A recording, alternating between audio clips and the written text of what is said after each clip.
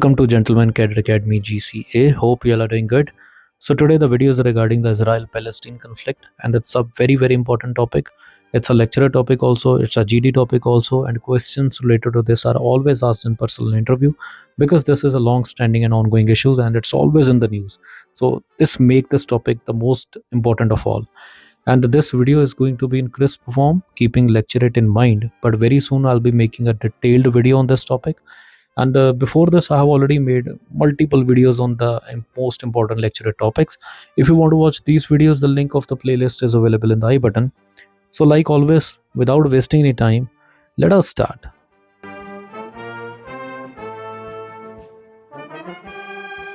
So starting with the basic information, so the Israel-Palestine conflict is the long-standing and the most contentious issue in the world, and it is rooted in rich pattern of historical, cultural and political factors, and the conflict has seen developments more over than a century. So talking about the historical background of Israel-Palestine conflict, so first is early 20th century nationalism.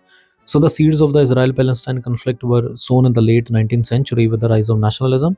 The Zionist movement emerged in Europe, advocating for the establishment of a Jewish homeland in response to the widespread anti-Semitism and persecution. So simultaneously, Arab nationalism began to take shape, emphasizing the rights of the Arab inhabitants of the Palestine. Then talking about the British Mandate and the Balfour Declaration. So in 1917, the Balfour Declaration by British government expressed support for establishing a national home for the Jewish people in Palestine.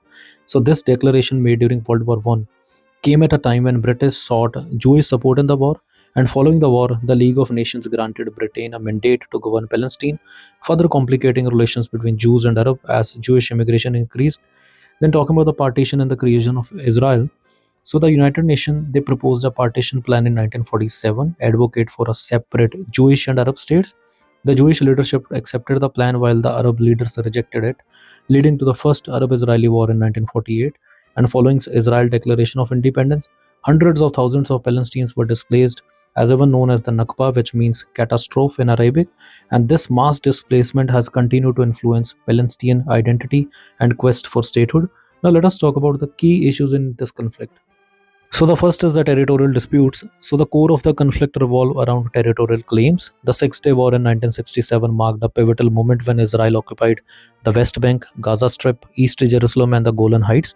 These territories are still contested today, with Israeli settlements established in the West Bank and East Jerusalem viewed as illegal under international law, and the division of land has become a symbol of larger conflict, with the Palestinians seeking an independent state based on pre-1967 borders. Then the second is the Palestinian refugees. So the issue of Palestinian refugees is critical. Millions of Palestinians, they live in refugee camps across Middle East, having been displaced from their homes during 1948 war and subsequent conflicts. And the right of return for these refugees remains a contentious issue, with Palestinians insisting on this right while Israel fears that it would undermine the Jewish character of the state. Then the third is Jerusalem status. So Jerusalem is a flashpoint in the conflict, with both Israelis and Palestinians claiming it as their capital. City significance is profound for Jews, Muslims and Christians, making it status particularly sensitive. So the Israeli government's annexation of East Jerusalem in 1967 and its subsequent declaration of Jerusalem as its capital in 1980 have been met with international condemnation, and the status of city still remains unresolved in peace negotiations. Then the fourth issue is the security concerns. So Israel cites security as a primary justification for its military presence in the occupied territories.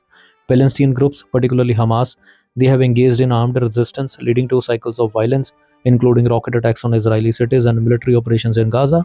And these security concerns often complicate peace efforts and exacerbate tensions on both the sides. Now let us talk about the recent developments. So first is the cycles of violence. So recent years have seen significant escalations in violence. Notably, events include the Gaza war in 2014, marked by extensive airstrikes and ground operations, leading to a significant casualties and destruction in Gaza.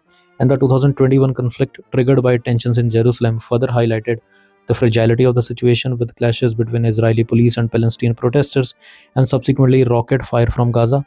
Then the second is Abraham Accords and regional dynamics. So the normalization of relations between Israel and several Arab countries through the Abraham Accord in 2020 introduced new dynamics to the region. So while these agreements signify a shift toward broader regional acceptance of Israel, and they have been criticized for sidelining the Palestinian cause and not addressing the core issue of the conflict. Then third is the shifting international alliances. So international actors, they play a significant role in the conflict. The US has traditionally been ally of Israel, providing military and financial support. And in contrast, nations like Iran and Turkey, they have expressed solidarity with Palestinians.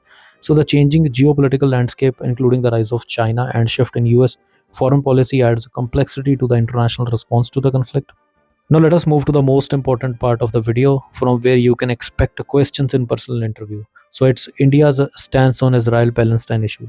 So India's position on this issue is always balancing its historical support for Palestine with its strong growing ties with Israel. So the very first is the support for a two-state solution. So India continues to advocate for a two-state solution, supporting the establishment of sovereign, independent and viable Palestinian state that coexist peacefully with Israel. India has voiced his support consistently in the UN forums and emphasizes resolving the conflict through negotiations with mutual recognition and security for both the states.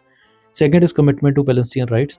So India has historically supported Palestinian rights and was one of the first non-Arab nations to recognize the Palestinian Liberation Organization, that is PLO, and Palestinian statehood in 1988. Then third is the strong ties with Israel. So after establishing full diplomatic ties with Israel in 1982, India has deepened its ties with Israel across various sectors, including defense, technology, agriculture, and trade. And this relationship has grown stronger under the recent Indian governments, which value Israel as a strategic partner, particularly in terms of military and technology cooperation. Then the fourth is the balanced diplomatic approach. So India's official stance on recent escalations like October 2023 Israel-Gaza conflict has been cautious. India called for de-escalation, condemned violence, and expressed concern for civil safety on both the sides. And by refraining from taking sides, India emphasizes peace, restraint, and dialogue to resolve disputes. Then fifth is the neutral voting at international forums.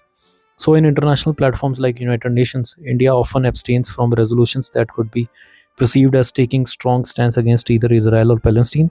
So this reflects India's careful diplomatic balancing act as it seeks to avoid alienating either side. And the last is the humanitarian assistance to Palestine. So India has provided humanitarian aid to Palestine and has supported Palestinian refugees through contributions to the United Nations Relief and Work Agency. And this underscores India's commitment to Palestinian welfare on humanitarian level, even as it builds a stronger ties with Israel. And in essence, India's stance on the Israel-Palestine conflict is to support peace, de-escalation and dialogue, and India's balanced approach allows it to maintain strong ties with both the countries, reflecting a pragmatic, neutral foreign policy that aligns with the strategic interests. Then finally, in the conclusion, I can say the Israel-Palestine conflict is multifaceted and deeply entrenched issue which is rooted in long history that has affected generations of people on both the sides. So achieving lasting peace requires a comprehensive approach that addresses immediate grievances while also fostering understanding, empathy, and reconciliation between Israeli and Palestinian communities. And also, the successful resolution of the conflict could serve as a catalyst for broader regional stability and cooperation, promoting peace in a historically volatile area. And ultimately, the success of peace effort hinges on commitment to sustained dialogue, or willingness to make difficult compromises, or a genuine desire for a future where both the peoples can thrive side by side. And in this path towards peace, cultivating a culture of mutual recognition and respect will be crucial for transforming adversarial relationship into partnerships based on understanding and shared aspirations for a better future. So friends, this is all about the crisp information about Israel-Palestine conflict. And like I mentioned in the starting that I'll be coming up with a detailed video on this topic very soon. So hope this video will be helpful for you. Until then, keep learning, keep watching and keep supporting. Thank you and best of luck.